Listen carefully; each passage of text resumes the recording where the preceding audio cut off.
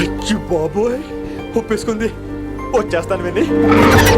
Green dress తీసుకొచ్చినందుకు thanks. నువ్వు నా కోసం పుట్టావని నేను స్ట్రాంగ్ గా నమ్ముతున్నాను. అబ్బా ఓపెన్ అయిపోయాడు. నిన్ను మొదటిసారి చూడంగానే నన్ను నేనే మర్చిపోయాను.